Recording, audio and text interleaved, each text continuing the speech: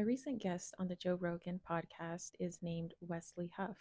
He's a biblical scholar who studies the history of the Bible and related ancient texts. He got a lot of attention because someone else who had been on the podcast, named Billy Carson, who is a New Age spiritualist, was debunked in a conversation with Wesley on several things, including one claim that he has purported over and over again on different documented podcasts about the Sinai Bible, which you can look up. This is a great example of how New Age spirituality, specifically New Age Christ concepts, do not stand up to scrutiny. Wesley Huff on the Joe Rogan podcast explained how the Bible has been scrutinized deeply by scholars for a very long time and has held up. A lot of New Age spiritualists will just go off of claims with little evidence that try to purport the idea that the Bible is distorted, not reliable, or easily waved off, or even trying to hide things like these other gospels or other books of the Bible that were hidden or excluded. But these are debunked. Wesley explains this well by explaining the process of how books of the Bible were composed and chosen, and it was based on a lot of effort and a lot of people who held these scriptures as sacred and did a lot of work to ensure that they were putting the correct books in the Bible. So Wes Huff now has gotten a lot of traction. He's seems to be a very reliable Christian apologist who really knows his stuff. Billy Carson is somebody who I probably would have listened to before I became a true believing Christian. Wes Huff purports the idea of Christ consciousness. He purports the idea that he is God and that we are all God and that we are all basically God and Jesus's peers, and that we all have the same power as Jesus and relationship with God, which is directly contradictory to what the Bible teaches.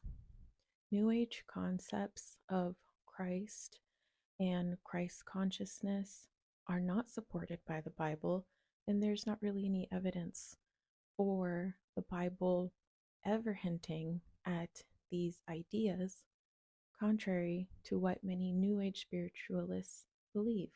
New Age spirituality in general collects favorable parts of different religions in order to come up with a very free and self-serving spirituality that doesn't place a lot of responsibility and does place a lot of glory on the self. I don't want to rag on New Age spiritualists because that was me not that long ago. Just a year ago, I had been in New Age spirituality, in these ideas, and very heavily, reading on them, believing them, practicing them, exploring them for a decade of my life. New Age concepts of Christ actually is what officially took me out of the Christian faith that I was raised in. So, this I think is important, and it does matter to me, of course, personally, because I know that a lot of people are led away from the faith or are led away from possibly going to the faith because of these ideas that just don't stand up to real scrutiny. However, the integrity of the Bible, as this example demonstrates with Wes Huff, does stand up to deep scrutiny and has been relied on for many years by many people. And along with that, many people have had personal experiences with God.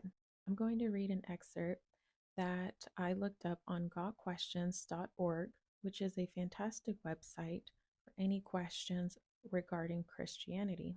It says, in the book Walking Through the Darkness by Neil Anderson, he writes, the New Age movement is not seen as a religion, but a new way to think and understand reality. It's very attractive to the natural man who has become disillusioned with organized religion and Western nationalism.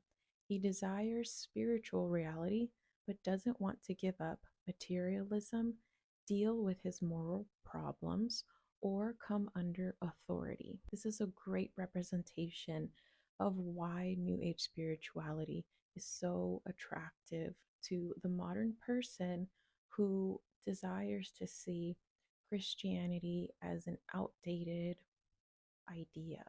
He goes on to write, it is monism, the belief that all is one and one is all.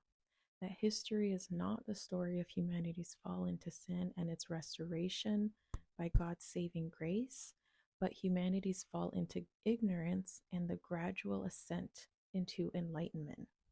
If all is one, including God, then one must conclude that all is God. And here come the ideas that all things and all nature has divinity naturally in them. A personal God who has revealed himself in the Bible and in Jesus Christ is rejected. Since God is impersonal, the New Ager doesn't have to serve him. God is an it, not a he. This is indeed a distortion of Christian beliefs. In the Christian belief, Christ is the true, personal, objective reality. He very clearly claims to be the Son of God, one with God, and the way, the truth, and the life, and the only path to God, because he is God who revealed himself in the flesh for all people from that time and on. And he is quoted to say, no one comes through the Father except through me. He does not claim that we are all his peers and that we are all gods. He goes on to write, New Agers create their own reality. They believe they can create reality by what they believe and that they can change reality. All moral boundaries get erased. There are no absolutes and basically no distinction between good and evil. And if finite man can create truth, we are in desperate trouble in our society. Unless there are eternal absolutes from an eternal God, man will eventually be his own destruction. Finally, the New Age movement is a counterfeit philosophy that appeals to the feelings of individuals, leading them to think that they are God and can enhance their lives through their own person. The reality is that we are born, grow up, live a while on planet Earth, and die. Humans are finite. We can never be God. You may think that ideas of Christ consciousness are harmless, but they are distortions of the ancient Christian faith, and they produce people like Billy Carson who go on to publicly say things like Christians are responsible for most of the terrible things in the world, and who generally show a disdain and feeling of superiority against Christians and the Christian religion. 2 Peter 2:10 says, false teachers are bold, willful, and despise authority.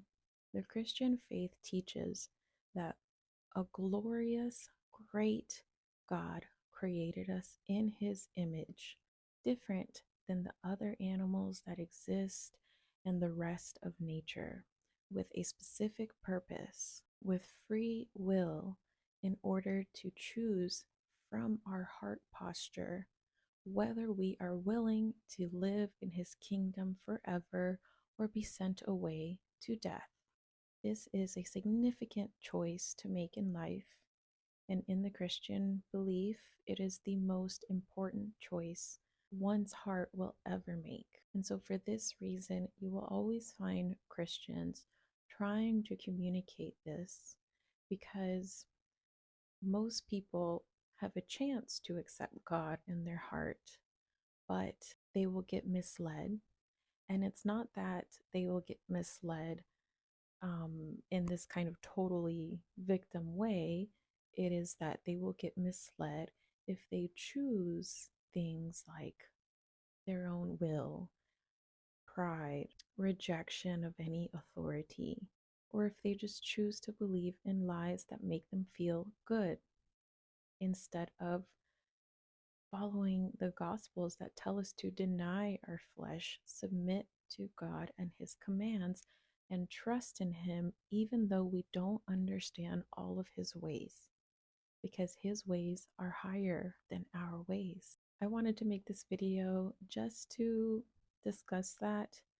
This is a really public kind of debunking of a big new age figure by a biblical scholar.